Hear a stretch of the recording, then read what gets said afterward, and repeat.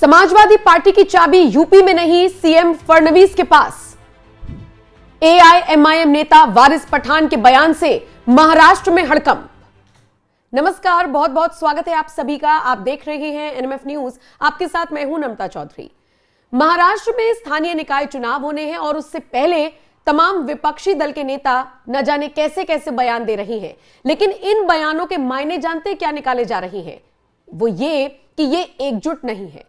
बिहार में हम सब ने देखा कि कैसे महागठबंधन होने के बावजूद महागठबंधन के प्रत्याशी कहीं कहीं पर आपस में ही फाइट करते हुए नजर आए और बिहार से सबक लेने के बजाय बिहार वाली गलती बाकी राज्यों में भी दोहराने की कोशिश की जा रही है। अगर आपको इसमें थोड़ा सा भी संशय है तो आइए महाराष्ट्र चलिए। महाराष्ट्र में क्या हो रहा है? देवेंद्र फडणवीस का पूरा फोकस है बीएमसी के चुनावों पर, स्थानीय निकाय चुनावों पर।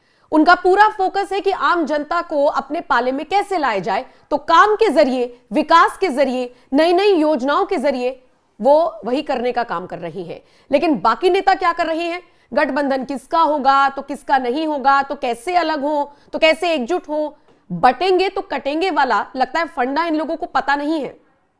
और यही बात एआईएमआईएम समझ रहा है। तभी तो वारिस पठान ने अबू आजमी के एक बयान पर तंज कसते हुए कह दिया कि समाजवादी पार्टी की चाबी सीएम फडणवीस के पास है। क्यों कहा है वारिस पठान ने ऐसा, यह समझने के लिए आपको अबू आजमी का बयान समझना होगा और उसी पर सबसे पहले चर्चा करते हैं। अबू आजमी समाजवादी पार्टी के नेता हैं, महाराष्ट्र में बड़े नेता हैं। अबू आजमी क्या कहते हैं, क्या नहीं कहते हैं, यह काफी मायने रखता है। हाल फिलहाल अबू आजमी ने यह इशारा कर दिया था कि भैया हम किसी के साथ गठबंधन नहीं करेंगे, यानी कि महाराष्ट्र में समाजवादी पार्टी स्थानीय निकाय चुनाव में किसी के साथ गठबंधन नहीं करेगी।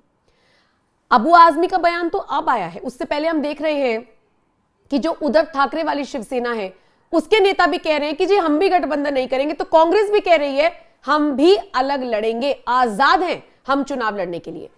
तो महाराष्ट्र में महाविकास आघाड़ी का क्या हाल होने वाला है स्थानीय निकाय चुनाव में, इसका अंदाजा आप लगा सकते हैं। अब एआईएमआईएम नेता वारिस पठान ने अबू आजमी के इस बयान पर पलटवार करते हुए कहा है कि भूल जाइए आपसे कुछ होगा, क्योंकि समाजवादी पार्टी की जो चाबी है वो तो सीएम फडणवीस के पास है। वारिस पठान ये तंज कसते हुए नजर आए हैं। उनका कहना है कि बीजेपी जितनी सीटों पर चाहेगी ना, इनसे लड़ा लेगी, यानी फिर एक बार ये लोग एक दूसरे को बीजेपी की बी टीम बताने में जुटे हुए हैं।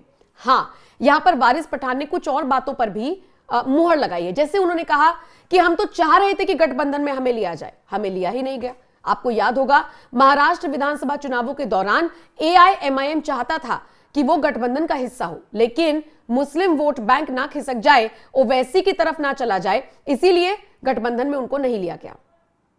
यही चीज बिहार में हुई।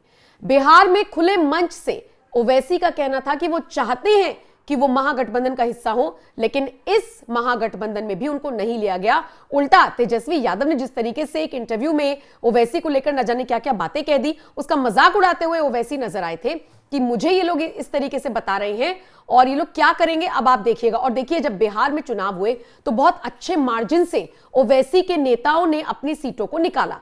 ना इतने अच्छे मार्जिन से कांग्रेस जीती और ना ही कोई और दल जो घमंड कर रहा था।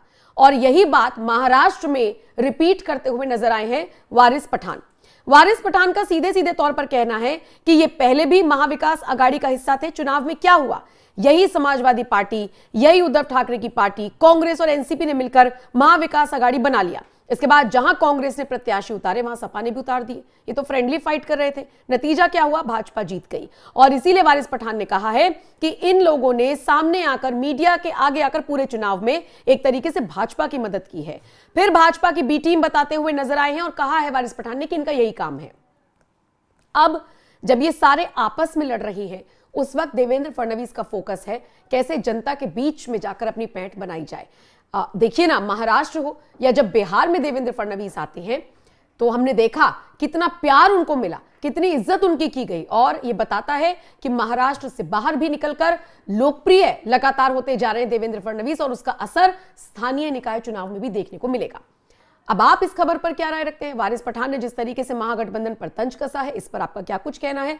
आप अपनी राय कमेंट करके हमें जरूर बताएं। और क्या आपको नहीं लगता कि हर चुनाव से पहले महागठबंधन, हर चुनाव से पहले महागठबंधन में लड़ाई अब जनता को सिर्फ लुभाने भर तक ही सीमित रह गया है। सबकी अपनी अपनी महत्वाकांक्षाएं हैं, जो पूरी नहीं होती तो गठबंधन टूट जाता है। आपका इस खबर पर क्या कहना है? आप अपनी राय हमें जरूर बताइएगा। बाकी अपडेट्स के लिए आप एनएमएफ न्यूज देखते रहिए और इसके अलावा आप हमारी वेबसाइट www.newsnmf.com पर भी विजिट कर सकते हैं और बाकी अपडेट्स वहां से भी ले सकते हैं। शुक्रिया इस वीडियो को देखने के लिए।